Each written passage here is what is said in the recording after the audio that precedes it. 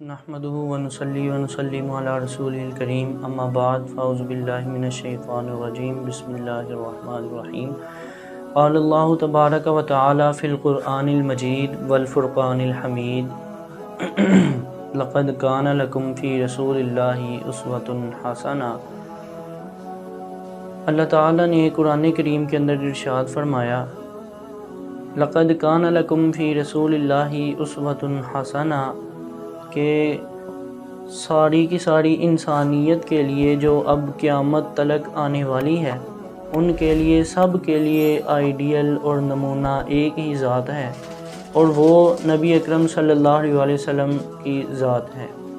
آپ صلی اللہ علیہ وسلم کی زندگی ہر ایک کے لیے نمونہ ہے اور مشعل راہ ہے، اور نجات کا باعث بنے گی تو یہی زندگی بنے گی۔ اگر اس پر چل کے اپنے آپ کو انسان ناکام و نامراد ٹھہرتا ہے تو وہ اس کی اپنی کوتاہیاں ہوتی ہیں، اپنی غلطیاں ہوتی ہیں، لیکن نبی کریم صلی اللہ علیہ وسلم کی زندگی پر چل کے اسوہ حسنہ کو اپنا کر آپ صلی اللہ علیہ وسلم کی زندگی کے اوپر چل کر کوئی ایسا انسان نہیں جو کامیاب نہ ہوا۔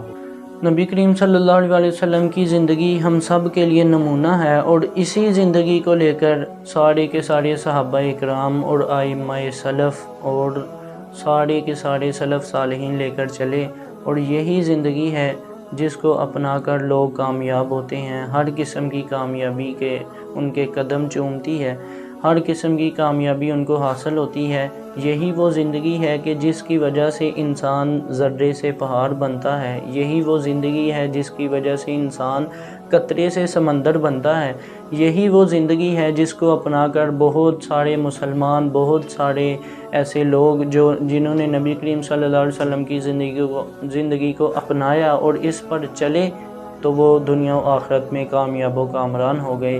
اس کی مثال لے لیجئے، نبی کریم صلی اللہ علیہ وسلم کے صحابہ اکرام، ہر ایک صحابی نے نبی کریم صلی اللہ علیہ وسلم کی زندگی پر عمل کیا، اس پر چلتے رہے، چلنے کے بعد نبی کریم صلی اللہ علیہ وسلم کی زندگی کو اپنایا اور اس پر عمل کیا۔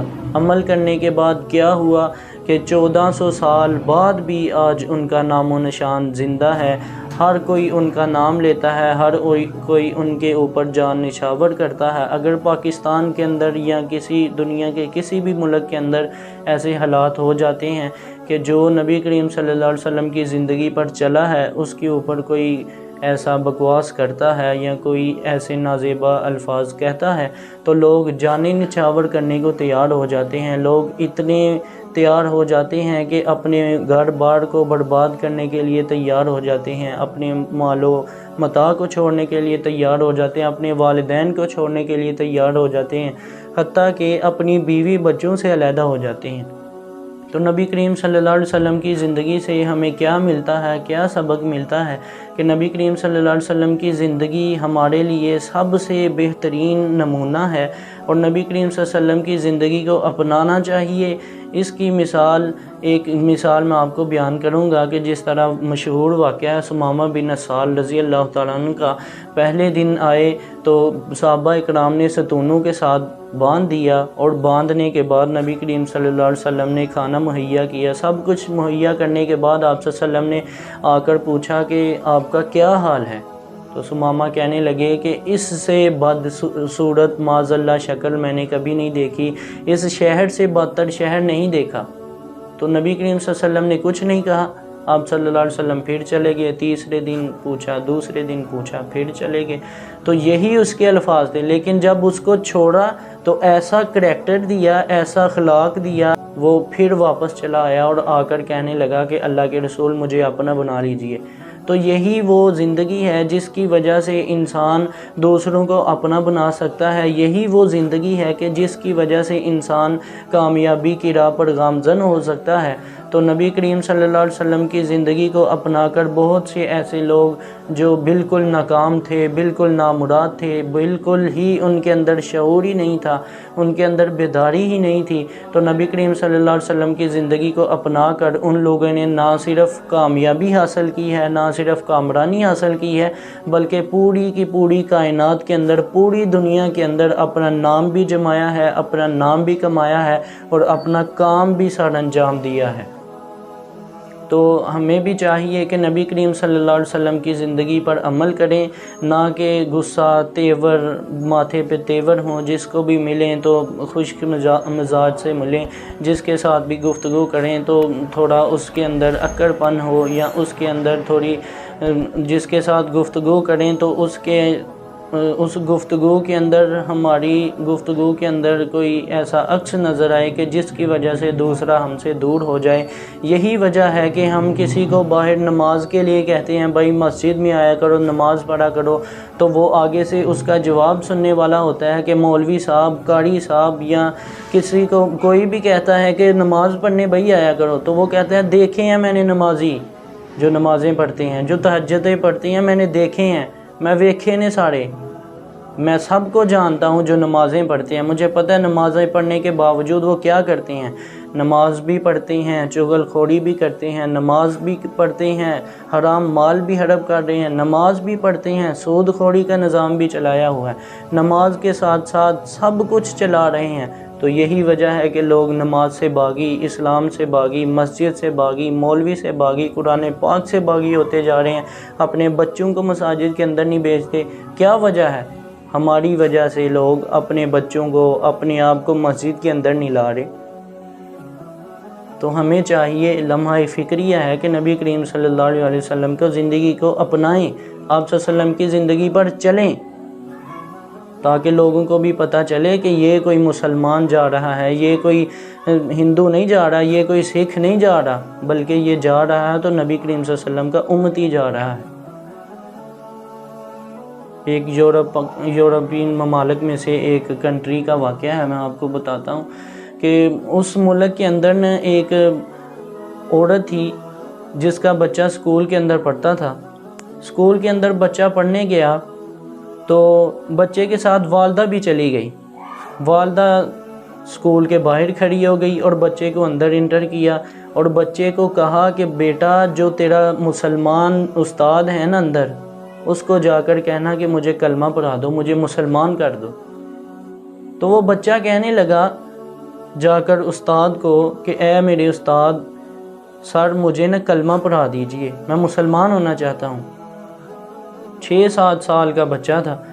تو سر نے آگے سے کہا بیٹا تجھے کسی نے فورس کی ہے، کسی نے دباؤ ڈالا ہے کہ تو مسلمان ہو؟ وہ بچہ کہنے لگا سر نہیں، مجھے کسی نے فورس نہیں کیا، بلکہ میری ماں نے مجھے کہا کہ کلمہ پڑھ لو، مسلمان ہو جاؤ۔ تو وہ کہنے لگے سر کہ تیری والدہ کیا مسلمان ہے؟ تیری والدہ کیا اسلام پر چلنے والی ہے؟ تو بچہ کہنے لگا کہ میری والدہ بھی اسلام پر چلنے والی نہیں ہے، وہ تو یہودی ہے۔ تو سر کو بڑا تعجب ہوا، ایک حیرت انگیز واقعہ تھا، بڑا تعجب ہوا۔ فرمایا کہ بلاؤ اپنی والدہ کو۔ والدہ کو بلایا گیا کہ اپنے بچے کو اسلام کی تعلیم کیوں دینا چاہ رہی ہو؟ چھوٹا سا بچہ ہے، 6 سال کا بچہ ہے، اسلام کی تعلیم کیوں دینا چاہ رہی ہو؟ مسلمان کیوں کر رہی ہو اس کو؟ حالانکہ تم خود مسلمان نہیں ہو۔ پہلے خود مسلمان ہو، پھر بچے کو تعلیم دے اسلام کی، پھر بچے کو اسلام کی طرف چلا۔ تو وہ کہنے لگی کہ سر جی مجھے ایک بات جو ہے نا وہ بڑی حیران کن لگتی ہے کہ میرے گھر کے سامنے ایک ایسا گھر ہے کہ جس کے بچے مسلمان ہیں، والدین بھی مسلمان ہیں، لیکن بچے جب اسکول جاتے ہیں اس وقت بھی والدین کا ہاتھ چومتے ہیں، ماتھا چومتے ہیں، سلام لیتے ہیں، اور جب گھر واپس آتے ہیں اس وقت بھی ہاتھ بھی چومتے ہیں، ماتھا بھی چومتے ہیں، اور سلام سے آغاز بھی کرتے ہیں۔ تو اپنا کریکٹر دیجئے لوگوں کو، اپنا اخلاق دیجئے، اپنا کردار دیجئے لوگوں کو۔ یہ نہ ہو کہ ہم منہ سے کہتے پھریں یہ کرو، فلاں کرو، فلاں کرو، فلاں کرو، لیکن ہمارا عمل اس کے مطابق نہ ہو، ہمارا عمل اس کے بالکل اپوزٹ جا رہا، ہمارا عمل بالکل اس کے مخالف ہو۔ ہم لوگوں کو تبلیغ کرتے پھریں تم ایسے کرو، تم ایسے کرو، اور ہمارا عمل اس پر ہو ہی نہ، تو ایسے لوگ متنفر ہو جائیں گے، بلکہ اسلام کے نزدیک نہیں آئیں گے، بلکہ اسلام سے لوگوں کو روکیں گے بھی کہ اسلام کے قریب نہ جانا، اسلام قبول نہ کرنا۔ وہ بالکل اسلام سے باز نہیں آئیں گے، بلکہ لوگوں کو بھی اسلام سے متنفر کریں گے۔ تو یہ ہماری غلطیاں، ہماری خامیاں، جن کی وجہ سے لوگ اسلام میں نہیں آ رہے۔ وہ دیکھتے ہیں، دیکھیں ہیں جی سارے لوگ دیکھے ہیں جو اسلام میں ہیں، داڑھیاں بھی کٹا رہے ہیں، شلواریں بھی نیچے ہیں، سب کچھ کر رہے ہیں جو انگریز کر رہے ہیں، سب کچھ کر رہے ہیں جو غیر مسلم کر رہے ہیں، سب کچھ کر رہے ہیں جو یہودی عیسائی کر رہے ہیں۔ تو خدا را یہ اسلام نہیں ہے، یہ اسلام کی تعلیمات نہیں ہے۔ نماز کی بات ہوتی ہے تو لوگ ایک دوسرے کو دیکھتے ہیں، نماز کی مولوی بات کر رہا ہے، ہر وقت نماز کا ہی کہتا رہتا ہے۔ کوئی بھی اسلامی تعلیم کی بات ہوتی ہے تو ایک دوسرے کو جانتے ہیں، حیران کن نظروں سے دیکھتے ہیں۔ یہ اسلام کی تعلیمات نہیں ہے، یہ اہل اسلام کا معاشرہ ہے؟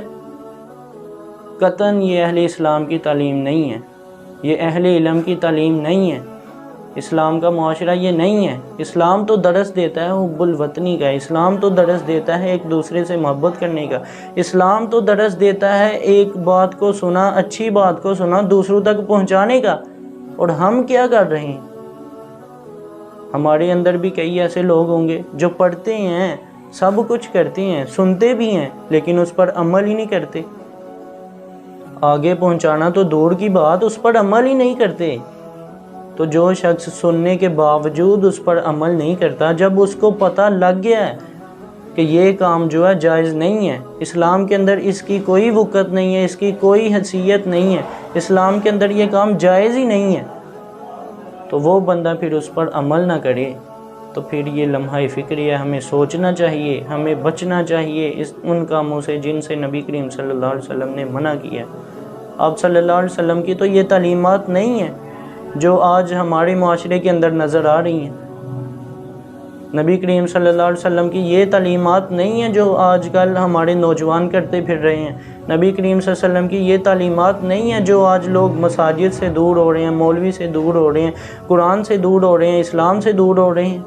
اسلام میں ہونے کے باوجود، اسلام کے دائرے میں ہونے کے باوجود اسلام سے دور ہو رہے ہیں۔ تو خدا کے لیے اپنے آپ پر زور دیں، اپنے گھر والوں پر زور دیں، اسلام کی تعلیم کو عام کیجئے، نہ کہ اسلام کو اپنے تک محدود رکھیے۔ قُوا أَنفُسَكُمْ وَأَهْلِيكُمْ نَارًا، اپنے آپ کو بھی اور اپنے گھر والوں کو بھی آگ سے بچاؤ۔ میں تو کہتا ہوں اپنے گھر والوں کے آگے بھی چلو نا، محلے والوں کو بھی بچاؤ، اپنے رشتہ داروں، قریبی رشتہ داروں کو بھی بچاؤ۔ وَأَنذِرْ عَشِيرَتَكَ الْأَقْرَبِينَ، اسی طرح نبی کریم صلی اللہ علیہ وسلم کو کہا گیا تھا کہ اپنے قرابت والے جو قریبی رشتہ دار ہیں ان کو زیادہ ڈراؤ۔ تو اللہ تعالی ہمیں اور ہم سب کو اس پر عمل کرنے کی توفیق عطا فرمائے۔ وَمَا عَلَيْنَا إِلَّا الْبَلَاغُ۔